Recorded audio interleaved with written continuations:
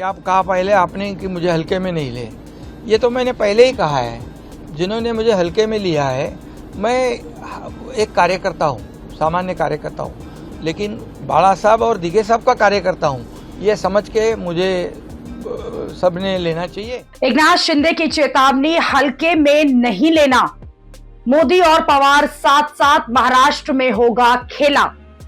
महाराष्ट्र की राजनीति में इन दो तस्वीरों की बहुत चर्चा हो रही है। एक तरफ एकनाथ शिंदे ने शुक्रवार को इशारों में यह कह दिया कि उन्हें हल्के में मत लेना। डिप्टी सीएम एकनाथ शिंदे का यह बयान तब आया जब ऐसी चर्चा है कि उनके और सीएम देवेंद्र फडणवीस के बीच कुछ भी ठीक नहीं चल रहा। कमाल की बात यह है कि एकनाथ शिंदे का यह बयान उस समय आया जब शुक्रवार को प्रधानमंत्री नरेंद्र मोदी दिल्ली के विज्ञान भवन में मराठी साहित्य सम्मेलन के उद्घाटन के दौरान एनसीपी अध्यक्ष शरद पवार के साथ मंच साझा कर रहे थे। शरद पवार बीजेपी के कट्टर विरोधी नेता हैं। इसके बावजूद मंच पर पीएम मोदी उनका हाथ पकड़कर खुद सीट पर बैठाते हुए और अपने हाथ से पीने के लिए पानी का ग्लास देते हुए दिखाई दिए। इससे यह भी चर्चा शुरू हो गई कि क्या महाराष्ट्र में फिर से खेला होने जा रहा है। इधर एकनाथ शिंदे का गुस्सा दिखाना और दूसरी तरफ पीएम मोदी और शरद पवार की जुगलबंदी दिखाना, ये क्या सिर्फ एक संयोग है या फिर बीजेपी ने एकनाथ शिंदे का विकल्प खोज लिया है?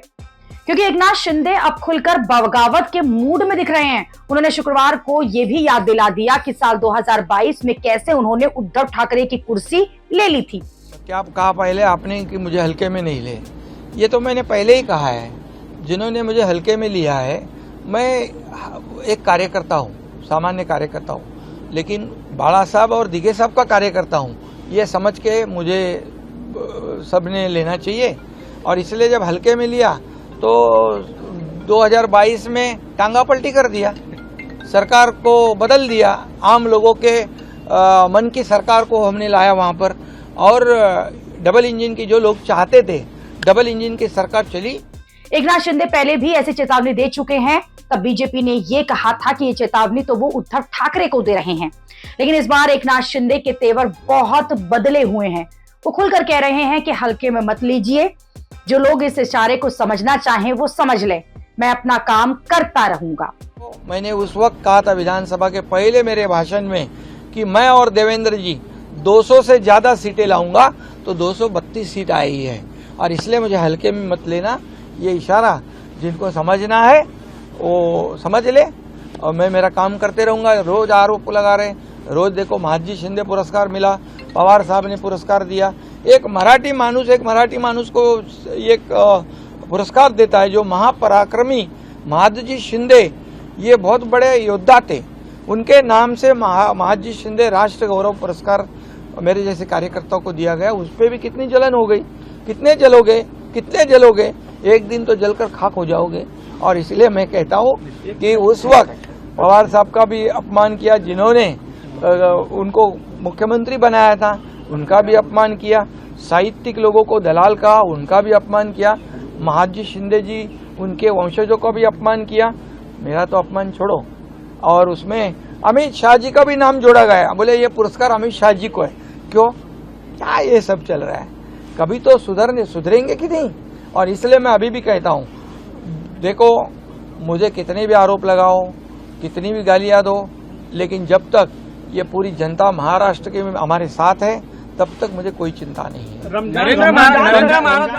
एकनाथ शिंदे के ये तेवर तब दिखाई दे रहे हैं जब 2 दिन पहले ही वो दिल्ली में पीएम मोदी से मिलकर आए हैं, एनडीए की बैठक में शामिल हुए हैं। रामलीला मैदान में पीएम मोदी एकनाथ शिंदे से खुलकर हंसकर बात भी कर रहे थे। फिर 2 दिन के अंदर वो इस तरह का बयान दें, इसका यही मतलब निकलता है कि सीएम फडणवीस और डिप्टी सीएम एकनाथ शिंदे के बीच कुछ ठीक नहीं चल रहा। शुक्रवार को भी शिंदे 3 सरकारी कार्यक्रमों में नहीं गए जिसमें देवेंद्र फडणवीस मौजूद थे। इनमें ठाणे के बदलापुर में छत्रपति शिवाजी महाराज की मूर्ति का अनावरण भी शामिल था। ठाणे के शिंदे का गढ़ माना जाता है और इसके बावजूद भी उनका वहां नहीं जाना आपसी विवादों को बेहद गहरा होने की तरफ साफ संकेत दे गया।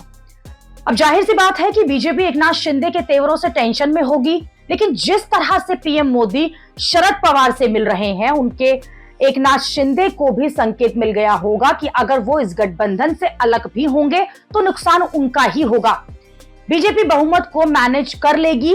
दूसरी तरफ महाराष्ट्र में कई दिनों से यह भी चर्चा है कि उद्धव ठाकरे की शिवसेना के सांसद पाला बदलकर बीजेपी में आ सकते हैं और ये चर्चा भी चल रही है, यानी बीजेपी के दोनों हाथों में लड्डू हो सकते हैं।